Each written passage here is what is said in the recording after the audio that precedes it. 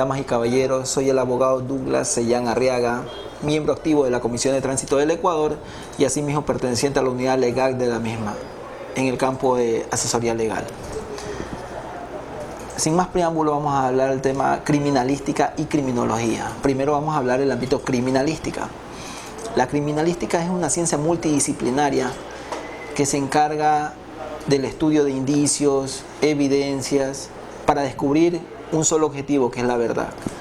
Asimismo decimos que la criminalística es una ciencia multidisciplinaria. ¿Por qué? Por el simple y llano hecho que tiene acogida a muchas más ramas, que esto es la medicina legal, la medicina forense, la dactiloscopía, que es la primera ciencia que existió. Antes de ser la criminalística multidisciplinaria, fue la que iba acogida a la mano, que es netamente la dactiloscopía, lo cual desde mucho tiempo atrás, desde Escocia, emitió por el señor un escritor, quien le dio vida de manera escrita a un tal conocido como Sherlock Holmes, el cual fue el padre de la criminalística, y él mediante huellas dactiloscópicas iba descubriendo ciertos hechos. Ahora decimos que la criminalística es más práctica, se enfoca al indicio, se enfoca al hecho. Asimismo decimos que en la criminalística hay diferentes escenas. En las escenas habemos tipos y características. Los tipos decimos que son de tipos típico y atípico. Los típicos son los primarios, que son considerados en el lugar de la escena donde ocurrió el hecho, y asimismo en ese lugar se encuentra posiblemente la persona, un muerto, un fallecido, el herido. Esa es la escena primaria. La escena secundaria, en cambio, es la típica. ¿Qué decimos? Que esa escena no es el lugar donde ocurrió el primer incidente, en el sentido donde hubo la pelea, donde hubo la gresca, sino que existió la gresca en una parte, pero se encuentra la persona fallecida en otro. Y hablamos que eso es atípico. Esa es una escena secundaria. También escenas tenemos que son de lugares. Tenemos lugares abiertos, lugares cerrados y lugares mixtos. Los lugares abiertos son más conocidos como los lugares que están en la vía pública, ante los ojos de cualquier otra persona. Y vamos a enfocarnos más. Los accidentes de manera abiertas son los accidentes de tránsito, porque son más en las vías públicas. Ahora, siempre en una escena el primer respondedor es el agente que llega a esa dicha escena. Este agente puede ser de tránsito o agente policial. Si es un accidente de tránsito, el primer respondedor tiene que separar primero por anillos de seguridad. ¿Cuáles son los anillos de seguridad? Hay anillos internos, anillo medio y anillo externo. El anillo medio es donde están los miembros policiales, donde están los que es agente de tránsito, lo que es ambulancia, lo que es los primeros respondedores en ese momento. El anillo exterior o el anillo de afuera, esos son donde van a estar las personas, donde van a estar los usuarios, como nosotros vulgarmente lo conocemos. Están los curiosos, que ellos hasta que no se hacen su sed por ver qué pasó, cuál fue el hecho, hasta ahí quieren interceder en la escena. Y en la escena interior, o sea, en el lugar del hecho, solamente entra el personal especializado, que estamos hablando que son los peritos avalizados, que en este caso los peritos en criminalística, que entran en el lugar de la escena. Cuando el perito en criminalística entra, lo primero que tiene que hacer es congelar en tomas fotográficas. ¿Qué hace? 4 tipos de tomas que existe, por supuesto, que existe la toma general, que tiene que tomar cuál es el punto exacto de la ciudad. Estamos en la ciudad de, en la ciudad de Guayaquil, a la altura por el Mall del Sol, Mall del Sur, es así sucesivamente. De ahí tiene que tomar la panorámica, que la toma panorámica no es más que tomar qué hay alrededor de la escena. Hay una farmacia, hay un hospital, hay una unidad educativa, hay un centro de enfermería, alguna institución cerca. De ahí va a la toma particular. ¿Cuál es la toma en particular? Es el lugar de la escena de los involucrados en esa escena.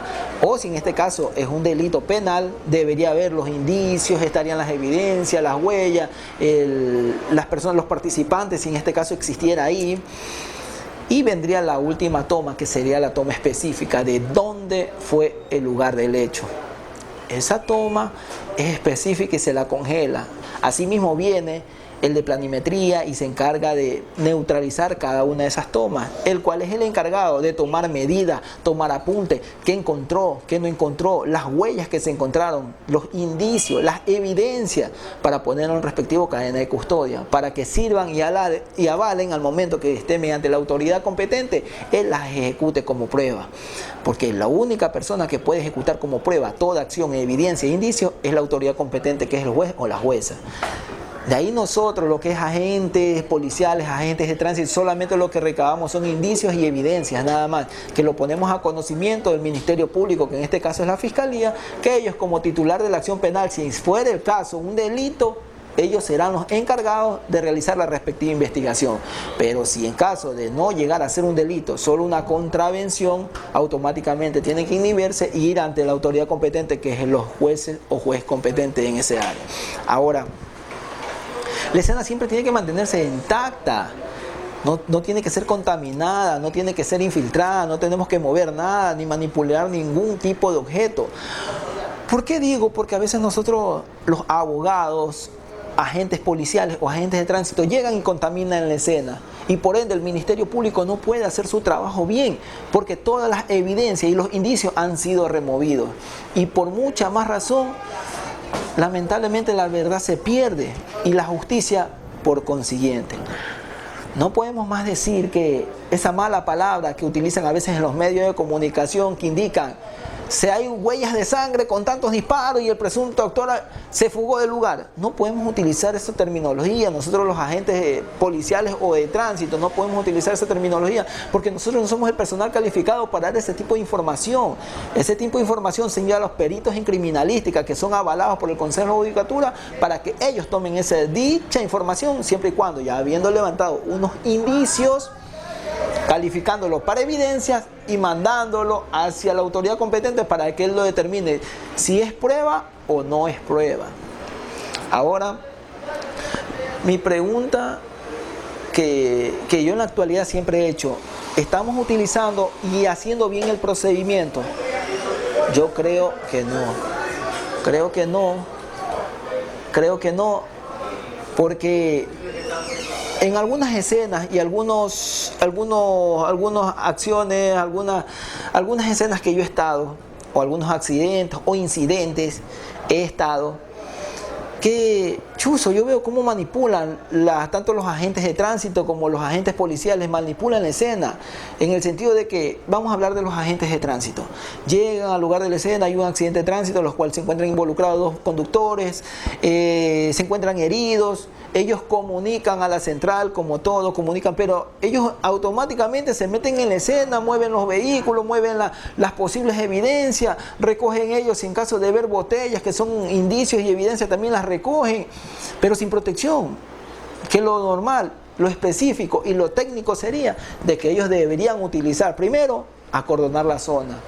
Segundo, llamar al personal especializado para que él se haga cargo de ellos. Y tercero, en todo momento darle seguridad a la escena, que como lo establece la norma del Código Orgánico Integral Penal vigente en la actualidad, en su artículo 458, que es claro, que dice la preservación de la escena del hecho o indicios, que establece que el servidor público tome contacto en la escena del hecho o indicio, será responsable de su preservación hasta contar con la presencia del personal especializado.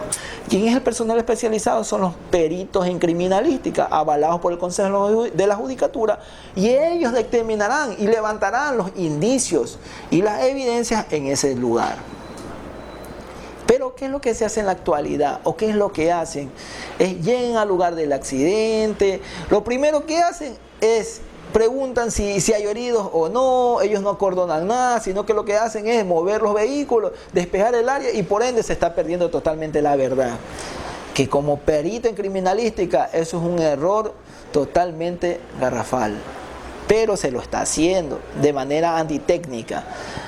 Porque la palabra agente de tránsito o agente policial, la palabra desde aquí dice agente, es el personal especializado para cumplir una función específica encomendada, siempre y cuando enmarcada en la ley, en las normas, respetando la Constitución de la República del Ecuador. Decimos entonces que la criminalística es netamente práctica, es todo lo práctico, todo lo que puede evidenciarse para descubrir una verdad, siempre y cuando utilizando mediante indicios y evidencias. Ahora, de acuerdo a lo que establece el artículo 456 del Código Orgánico Integral Penal, establece la cadena de custodia. La cadena de custodia es el ente en el cual va a tener la materialidad del hecho constante. ¿Para qué? Para saber si puede haber autores de manera intelectual o autores de manera material. Que esos indicios, esas evidencias que se encuentran dentro de la cadena de custodia, se les realiza el respectivo examen por un médico forense, el cual él determinará el grado de responsabilidad, porque médico forense, la palabra forense viene del latín forensis, el cual forensis quiere indicar que es buscar responsabilidad a una persona de un presunto autor. Teniendo claro ese hecho, ¿por qué en la actualidad nosotros manipulamos de una manera que no es la correcta? Estamos hablando en materia en tránsito. En materia en tránsito, en todo momento hay que tener lo que es cadena de custodia, darle conocimiento a la autoridad competente, hay que darle conocimiento al señor del Ministerio Público, en este caso es la Fiscalía, porque si se encuentra, él determinará si es un delito o es una contravención. En ser delito, él es el titular de la acción y continuará con la causa. En caso de ser contravención, él automáticamente se inhibirá para que el señor juez o jueza tome conocimiento del hecho. Asimismo, el Ministerio Público tiene sus auxiliares. ¿Cuáles son sus auxiliares? Los auxiliares son los peritos en criminalística, criminología, etc. Ellos son los que le van a dar fe y le van a descubrir el hecho para que el Ministerio Público tenga la capacidad y el aval de buscar responsables en un presunto hecho. Si en caso de no encontrar responsables, es porque automáticamente los indicios y las evidencias han desaparecido. Porque el Ministerio Público tiene la obligación de tener y contar con los elementos de convicción necesarios para poder buscar responsabilidad ante una persona, porque tampoco no podemos culpar a una persona que es inocente, ¿no? Ahora, vamos a hablar un poquito de lo que ahora en el hecho de tránsito, en el hecho penal. Ya hablamos en el hecho de tránsito un poquito, vamos a hablar en el hecho penal. En el hecho penal encontramos una persona delinquiendo, le encontramos automáticamente con una pistola, sabemos que esa es una evidencia porque sabemos que es una pistola. Encontramos con varias vainas que no han sido percutadas, pero sin embargo, vemos a los señores agentes de la policía que ellos tienen el arma, la manipulan, la cogen como que estuvieran en el oeste, le dan vuelta, la guardan, la sacan, la manipulan, le dan al otro agente de la policía, le dicen, toma, tenga, manipule el arma usted también. O sea, la huella se está perdiendo totalmente porque esa evidencia está siendo contaminada, lo cual no podemos permitir eso. Automáticamente encontramos un hecho de ese, el señor miembro de la Policía Nacional, o en caso de ser policial el asunto, tiene que llevar una fundita, como nosotros decimos, fundita para poder hacer la huella dactiloscópica, para ver si tienen la materialidad con la persona que en ese momento aprenden con el hecho. De acuerdo a lo que establece el artículo 455 del Código Orgánico Integral Penal, que es el nexo causal. ¿Qué tiene que tener? La infracción con la persona procesada, tiene que tenerla vinculada, tienen que ser vinculados los dos. Tanto en este caso, si decimos que es una pistola con una persona que la cual estaba cometiendo un hecho ilícito, tentando contra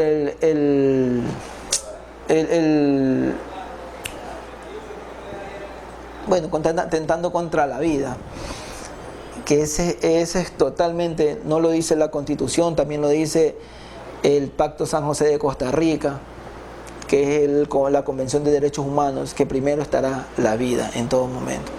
Pero sin embargo, manipulan demasiado esos instrumentos, esas evidencias, manipulan los indicios, ellos llegan a la escena y le tiran cualquier fluido para que aparezcan, y eso no debería ser así.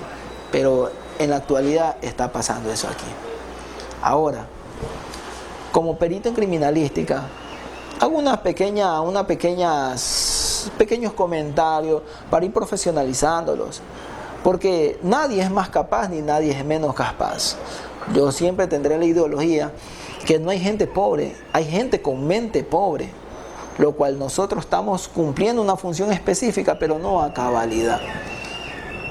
Tenemos normas rectoras, que tenemos que ponerlas en práctica, pero no las ponemos, no será por el desconocimiento, será por la sencillez o la menos peculiaridad que tengamos en pensar de que la norma es así. La norma también nos sanciona como servidores públicos, nos sanciona. Eso no lo establezco yo, lo establece la norma en su artículo 233 de la Constitución de la República del Ecuador, que establece que los servidores públicos serán sancionados de manera administrativa, penal y civil. O sea que no estamos exentos a que nos puedan sancionar de manera penal, civil y administrativamente. Penal porque podemos ser privados de la libertad, civil porque podemos pagar daños y perjuicios, y administrativamente porque podemos perder nuestro trabajo por hacer este tipo de cosas que no tienen que estar pegadas a la realidad. Ahora, volviendo al tema, la criminalística no es más que una ciencia multidisciplinaria porque tiene que ver con muchos enlaces, a diferencia con la criminología, que ahora vamos a entrar en la criminología.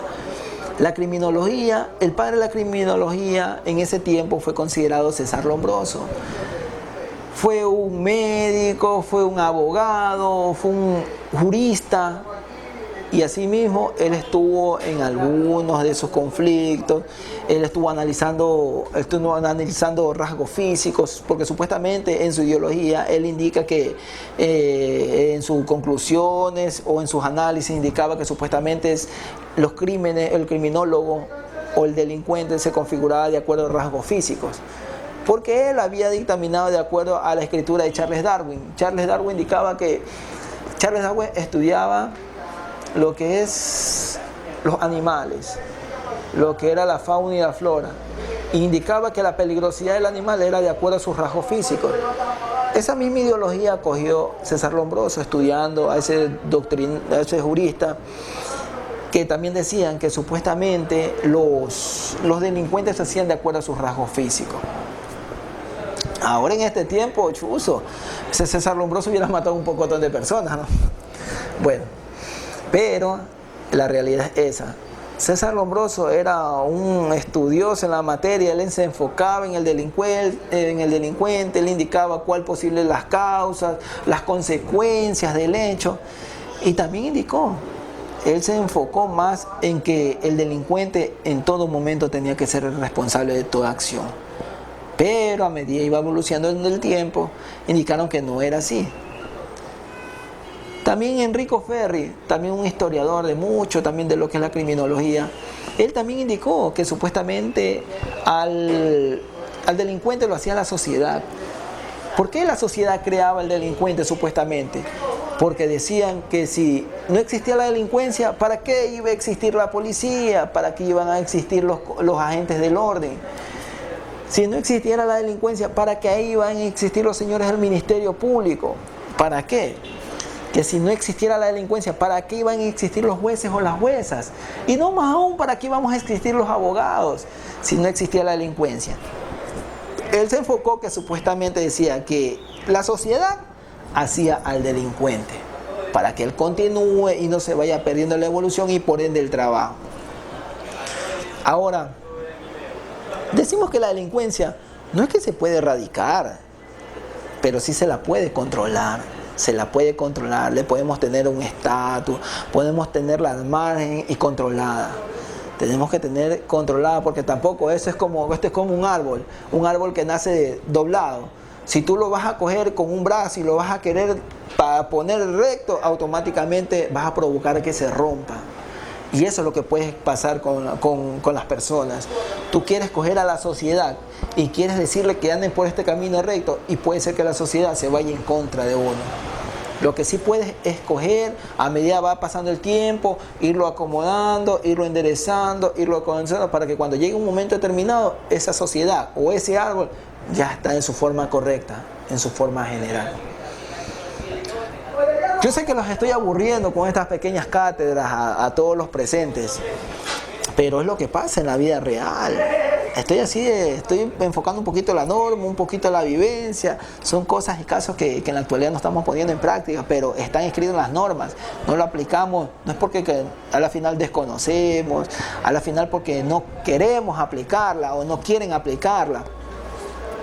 Nosotros los peritos en criminalística somos de manera detallistas minuciosos para el momento de buscar la verdad, saber cuál es el presunto autor directo o indirecto, o el actor intelectual o material del hecho.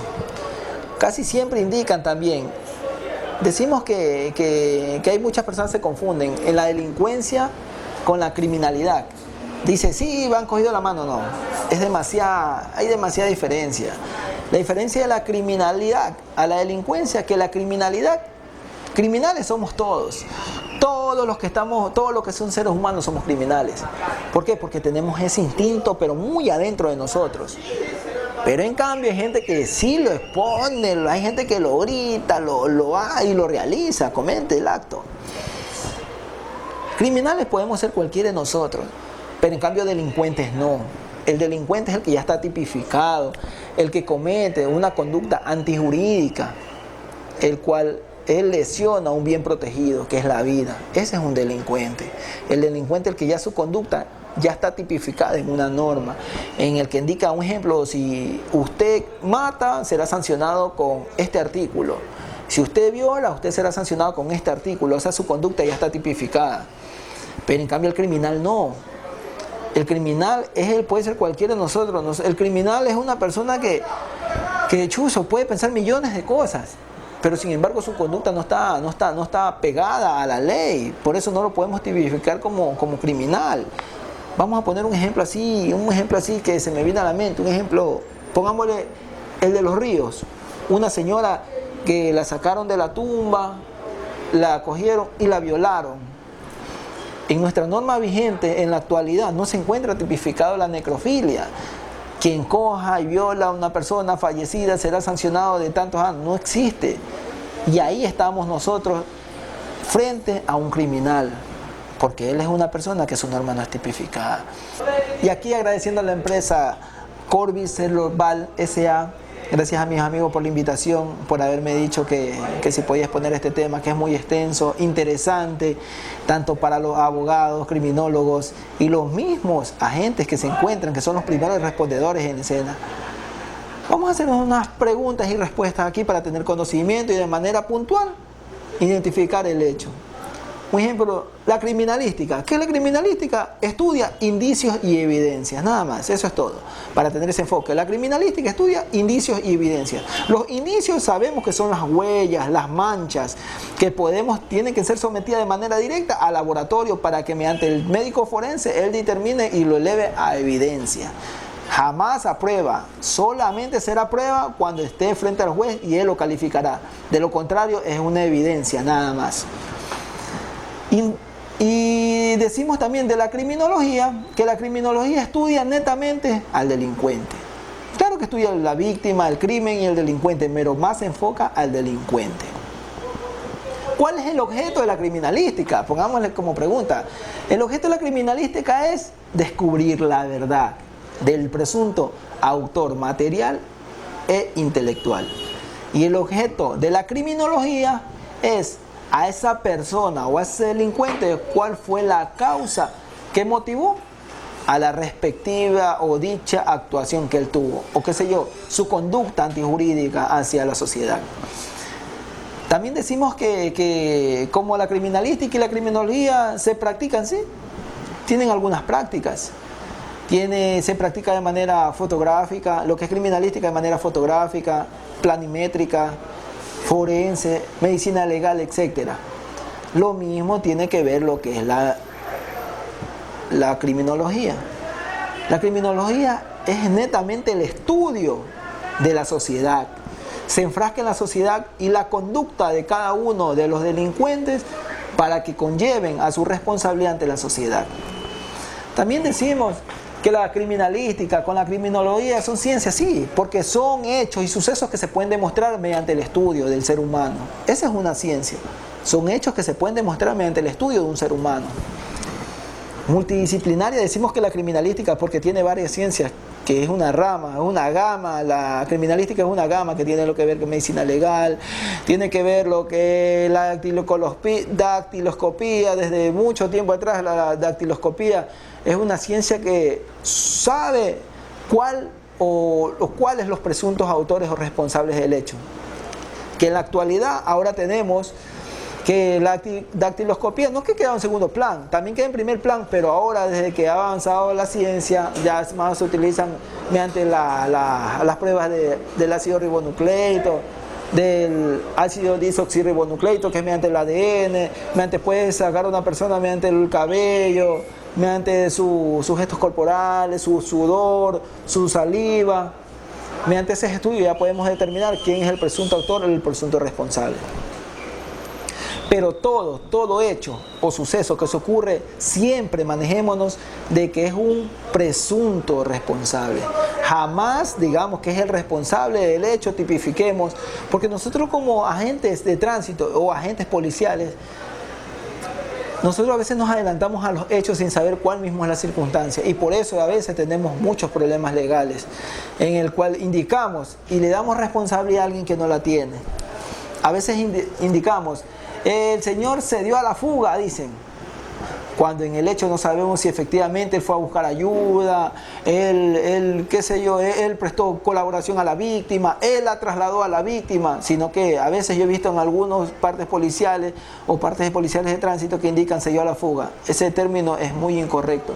Abandonó el lugar del incidente, del accidente o del hecho, para que posterior a las investigaciones ordenadas por el Ministerio Público se descubrirá la verdad.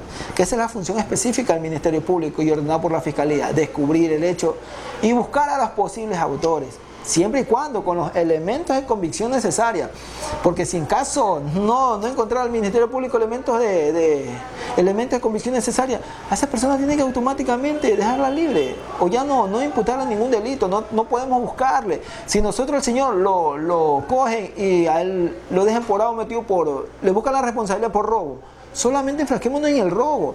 Pero ¿por qué hay personas que dicen no? Y además tiene hace 2, 3 años una violación, hace 5 años él fue accidente, hace 6, no. Solamente tenemos que ver por el hecho punible que en ese momento se lo detiene. Si el agente policial lo aprende o el agente de tránsito lo aprende, tiene que ser por ese hecho el que estamos ventilando en ese momento. No tenemos que buscarle que mañana, que pasado. No tenemos que buscar esa situación, tenemos que ser más puntual. Y más que todo, tenemos que ser más responsables. Porque la Fiscalía es objetiva. Él tiene que buscar las evidencias de cargo. Pero si en caso no encontrar, también tiene que buscar pruebas o evidencias de descargo, pues, para que esa persona, lamentablemente, si está de manera injusta, privada de la libertad, tiene que sacarla libre, tiene que darle la oportunidad, porque la ley lo establece, la Constitución lo establece, que en caso de duda, se da la favorabilidad al reo o a la persona procesada. Digamos que de manera imaginaria hay un hecho o un caso de que presumimos que esa persona es la responsable, pero lamentablemente el Código Orgánico Integral Penal, la Constitución de la República del Ecuador y la Convención de los Derechos Humanos establece de que la presunción es una duda. Tenemos que decir, ¿es o no es? Si en caso de es, automáticamente realizar el procedimiento correcto que es, y siempre y cuando dictaminándole sus derechos, diciéndole los derechos que tiene, porque todos tenemos derechos, pero también tenemos obligaciones, y a veces en nuestras obligaciones somos los que nosotros fallamos, porque nuestros derechos, todos tenemos derechos. Yo he escuchado que todo el mundo dice, no, que yo tengo derecho a esto, tengo derecho a esto, tengo derecho a este otro, tengo derecho a esto, pero también tenemos obligaciones a cumplir, obligaciones a deber, obligaciones a remitir, obligaciones a hacer. Tenemos también obligaciones, que la cual la mayoría de personas pedimos derechos, pero no pedimos las obligaciones. Que me estaban escribiendo aquí en el correo y me indican qué significan las numeraciones, los números que ponen en lugar de la escena. En el lugar de la escena, saltándome un poquito, en el lugar de la escena ¿por qué se ponen los números? Los números se ponen a los indicios, a lo que las huellas, cómo va la secuencia de acuerdo a que presumiblemente fue el crimen. Cómo se puede haber ocurrido. En cambio ya las letras que le ponen la A, la B, la C, ya son las evidencias, ya son cosas físicas que ya sabemos cómo se llaman. Y con ese tipo de cosas fue que se cometió el acto, el hecho. Esas cosas automáticamente tienen que ser sometidas a la cadena de custodia. No es que yo lo voy a poner aquí para que no se vea tan feo, no. Tienen que ser automáticamente puestos en unas bolsitas que utilizan los peritos en criminología y criminalísticas, tienen que ser bolsitas esterilizadas y automáticamente si el objeto es demasiado grande o extenso, tienen que ser automáticamente neutralizados. Tienen que ser neutralizados y llevarlo a sí mismo a cadena de custodia. Y jamás, por ningún concepto del mundo, manipular los objetos con las manos sin tener guantes o pinzas específicamente para ese tipo. He visto y he podido de manera prolongada observar que llegan a un lugar de la escena y utilizan las manos sin protección, sin nada, y dan vuelta, utilizan las armas que posiblemente pueden hacer o están vinculadas en el hecho. Dar un ejemplo, la pistola. Las pistolas, más que todo los usuarios, los revólver, los cogen, no los someten a la cadena de custodia, los llevan en la cintura. O sea, totalmente están violentando la norma y por ende se está perdiendo la verdad. ¿Por qué? Porque están contaminando la escena, contaminan la evidencia, poniéndole sus huellas. El abogado de la defensa técnica puede alegar y puede indicarles que si le hicieron ustedes, agentes de la policía o agentes de tránsito, hicieron el respectivo barrido electrónico, fueron sometidas las evidencias o los indicios a un respectivo examen. Lamentablemente a veces nosotros cumplimos ese rol tan malo en manipular las cosas sin esperar al personal especializado en eso, que las únicas personas que pueden manipular y con los equipos acondicionados a eso son los peritos en criminalística, y estos son ordenados por el Ministerio Público, que es la Fiscalía. Bueno, señores, y como esta es la primera charla que se está dando y de acuerdo a pedido de mis grandes amigos, gracias por la invitación a Corbis Cerloval S.A. por haberme solicitado de favor que les realice este tipo de charlas, que es muy constructiva, tanto para los abogados y para todos los agentes policiales, tanto sea tránsito como de la Policía Nacional, que son los miembros, en el primer momento son respondedores a la escena de cualquier tipo, sea el incidente o accidente. Asimismo decimos que toda infracción penal puede ser grabada también, porque también nos lo admite el Código Orgánico Integral Penal en su artículo 471, que cuando se encuentre de manera momentánea, espontánea, una infracción, usted puede grabarla. No tenga miedo de eso de intimidación. Intimidación es cuando no están cometiendo ni un hecho, ningún delito, ninguna contravención, y usted lo graba, ahí sí existe. Pero mientras tanto, sea una infracción, sea delito, contravención, que esté legalmente tipificada en una norma, usted grábelo. Tiene automáticamente toda la plenitud del hecho, hágalo. No es como dicen, no, que no me puede grabar. Usted grábelo siempre y cuando lo que está haciendo no está legalmente autorizado, y más aún no está dentro de los rasgos de la normalidad. Uno dice, no, lo que está haciendo es incorrecto. Y lo que ustedes han visto, han observado o han palpado, automáticamente, si ustedes ven que no está pegado a la realidad, denúncienlo, porque lamentablemente nosotros estamos aquí para sumar y no restar. Si por A o B motivo tenemos un procedimiento que uno, bajo la norma legal B, que es anticonstitucional, que no es legal, usted puede denunciarlo, usted está en su libre derecho, porque usted tiene derechos, pero también tiene la obligación de sustentar lo que está denunciando, porque tampoco no puede denunciar a una persona porque usted cree que puede, tiene que denunciarla siempre y cuando con la mentalidad que puede probar lo que usted está denunciando también, porque no puede emanar denuncias porque usted quiere, tiene que probar todo lo denunciado y actuado en esa respectiva denuncia. Y volviendo al tema de indicios y evidencias, que es lo que la criminalística lo que abarca en su manera general, es de que esos indicios y evidencias serán sometidos y la autenticidad ante la autoridad competente, que lo puede elevar a prueba. La autoridad tiene que tener el pleno convencimiento de que esos elementos de convicción necesaria los puede él convertir en prueba y se los remite para poder sancionar a una persona o a su vez ratificarle el estado de inocencia.